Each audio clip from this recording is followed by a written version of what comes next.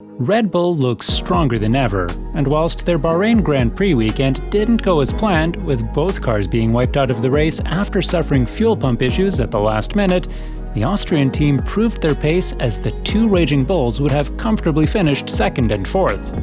An issue Red Bull claims they've gotten over with, as they're eager to take the battle to Ferrari for wins in the following few rounds. To put it simply, a vacuum in the fuel supply system caused the engine to run out of fuel, Red Bull's senior advisor Helmut Marko said. "We were fast enough in Bahrain," he continued.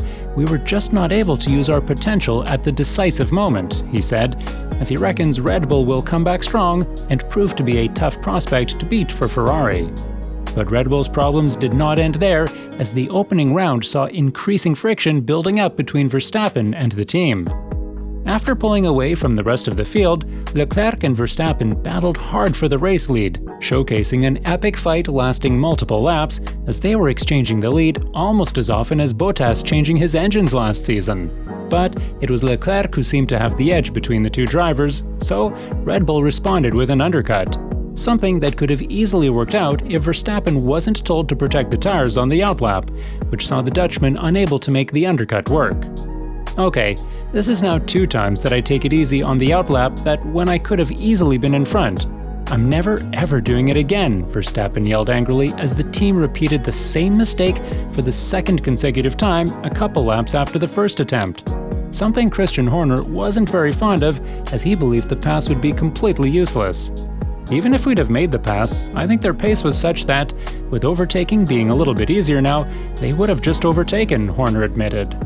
"I think it's always a fine margin," he said shortly after the race. Max felt that he could have done more.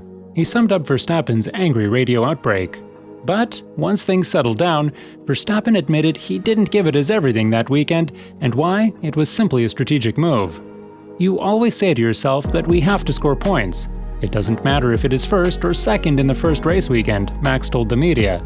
"You could see that. In turn 1, I didn't risk too much, and in the fight with Charles, it was all clean and I was like, I'm happy with second here. But to lose so many points for the team is very disappointing because, in a championship where sometimes it can be very tight at the end, these are very important points," Verstappen concluded. After winning the Drivers' Championship last season, many were expecting Red Bull to tumble down the pecking order in 2022, as most claimed the team was overly focused on their last year's campaign. Something Red Bull diminished immediately, as they were in the battle for a race win right from the get-go.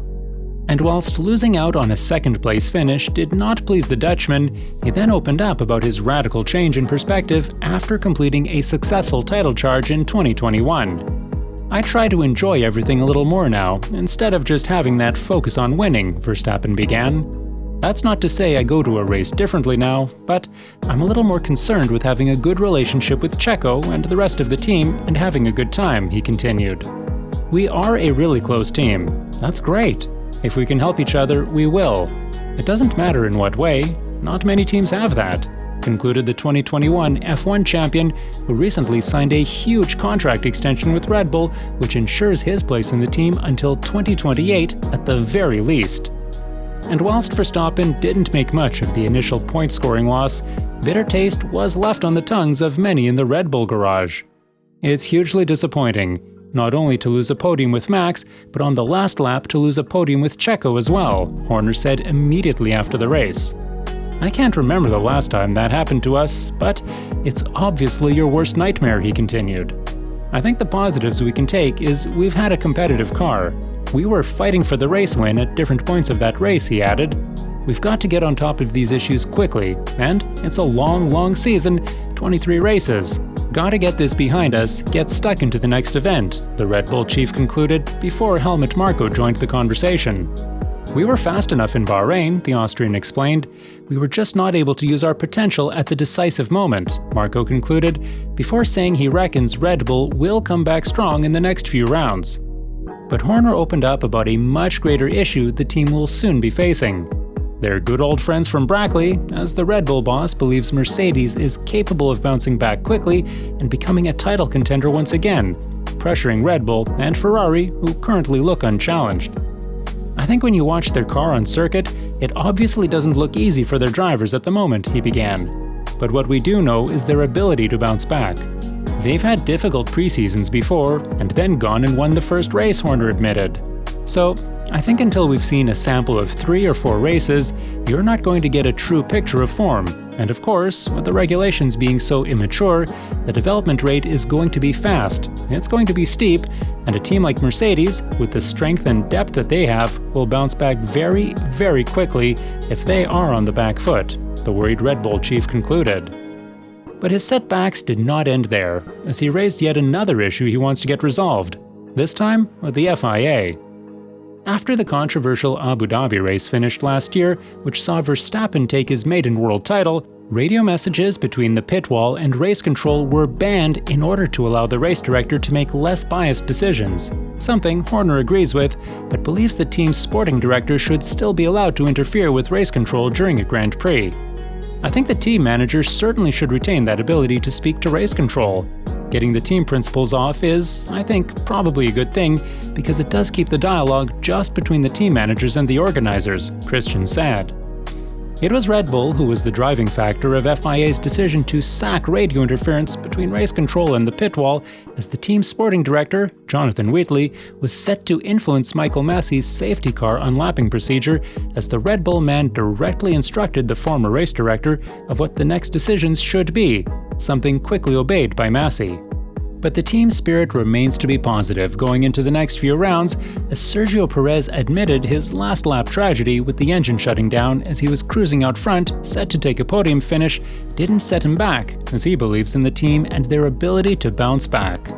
Bahrain was difficult. I was 1 lap away from starting the season on the podium, but I am confident in this team and we will work together to overcome it, the Mexican said. The positive thing is that it's a long season ahead. We have a quick car and I felt very competitive throughout the race, concluded the smiling Red Bull driver. And even though Bahrain proved to be a difficult start to the season for young Max, who hopes to be lapping around with number 1 on the car next season as well, 2022 hasn't been so bad for him, as the Laureus Awards recently nominated him for the Sportsman of the Year. The award committee picked the 24-year-old not only for winning his maiden Formula One title, but mainly because he managed to do what seemed impossible, beating Lewis Hamilton. Something that, within itself, will put Verstappen up there with the legends, as he's often referred to as the new Alonso. It was Fernando in 2005 who managed to end the domination of a 7-time champion, being aged just 24.